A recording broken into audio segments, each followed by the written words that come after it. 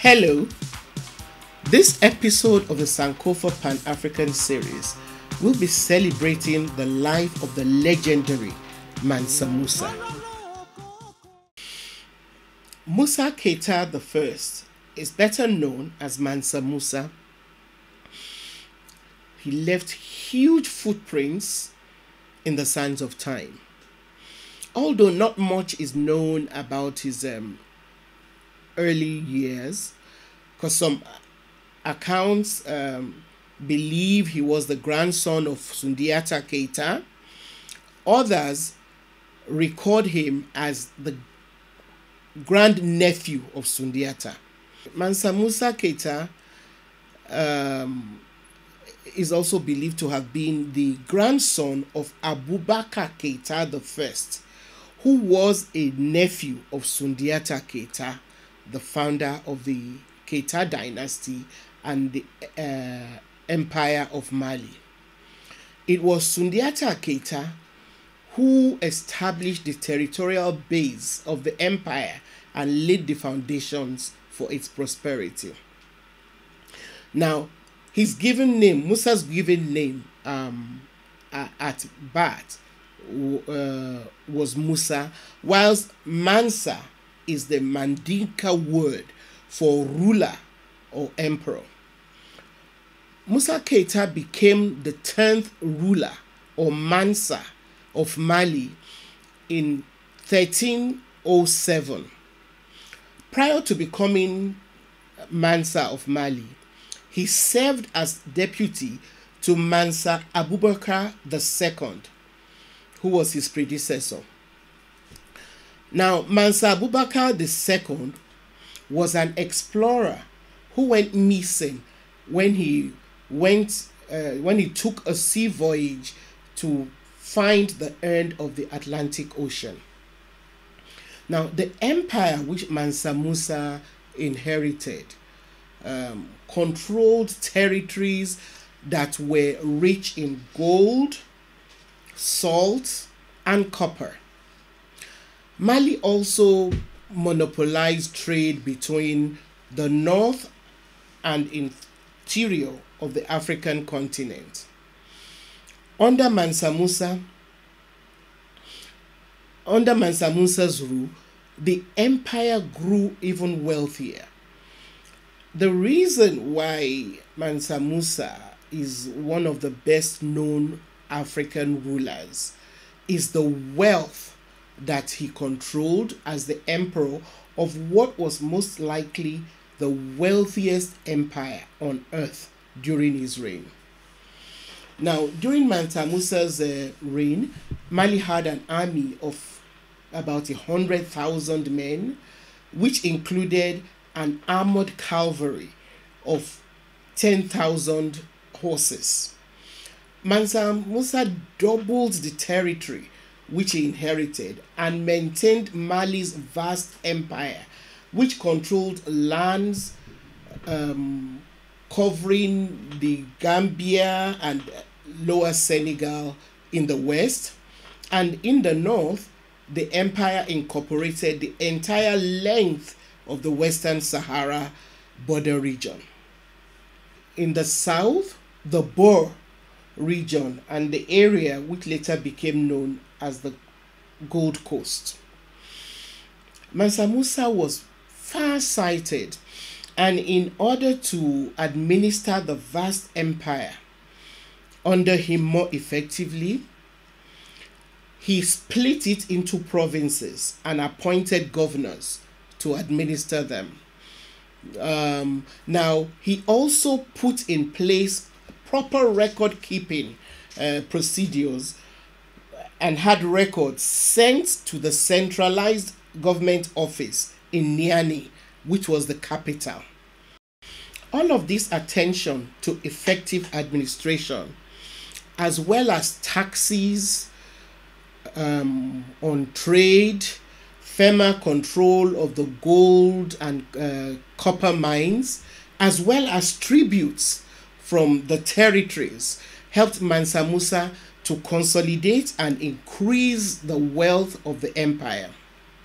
Now, the wealth that he controlled when compared to the rest of the world at that time, is best illustrated by the pilgrimage which he took, accompanied by his wife Inari Kunati, to Mecca in 1324 during the 17th year of his reign.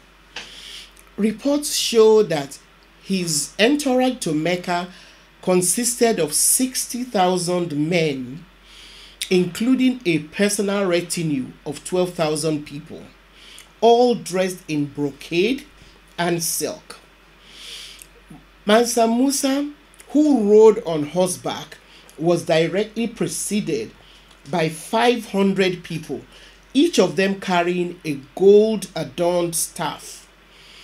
The emperor was also accompanied by a baggage train comprising of 80 camels, with each carrying 300 pounds of gold. It was during this pilgrimage to Mecca that the world became aware of the astonishing wealth of Mali. Arab chroniclers, both in Cairo, where he stopped on his way to and from Mecca, and in Mecca itself, were so captivated by the procession that they reported about him in the most glowing terms. So while in Cairo, Mansa Musa and his caravan spent and gave away so much gold that the value of gold dropped, causing inflation which Egypt did not recover from for the next 12 years. The accounts of Mansa Musa's stupendous wealth quickly reached Europe, and a map called the Catalan Atlas, which was created in 1375 by Spanish cartographers, depicts West Africa with an image of Mansa Musa sitting on a throne, holding his staff of office in one hand, and in the other a large gold nugget. As soon as the Catalan Atlas was published, European leaders started sponsoring so-called explorers to Africa with the sole purpose of finding the source of Mansa Musa's gold. Now, I know there are still people out there who, even today, are apologists for the colonization, the conquest, and pillaging of the African continent. Such people claim that colonization was not all bad. Some even try to argue that Africa benefited from colonization. Let us pause and imagine the trajectory that Africa was on during the period of the great civilizations, empires, and kingdoms, compared to the trajectory that Europe was on. Imagine if Africa's resources had not been carted away to develop Europe and the Americas. And by resources, I don't just mean material resources, but also human resources. Imagine if we had been left alone by the Arabs who started the rape of the continent and the Europeans who perfected it. Imagine what the world would be like today. Back to Mansa Musa.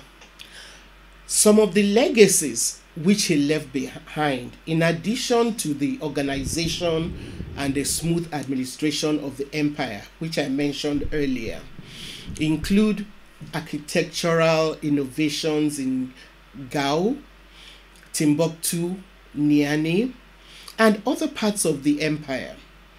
He also expanded trade and invested heavily in education by attracting eminent scholars who helped develop the Sankore Mosque into a university.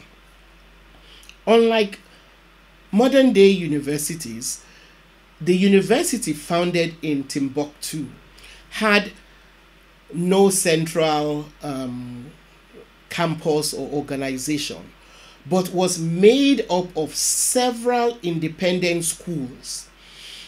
And courses taught include courses that were taught there included anatomy, astronomy, anthropology, botany, evolution, medicine, surgery, physiology, zoology, cartography, geology, mathematics, physics, chemistry, philosophy, languages and linguistics, Islamic studies,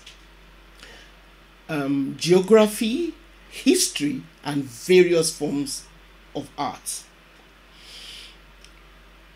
It was a more comprehensive collection of courses than you could find in most European universities at the time.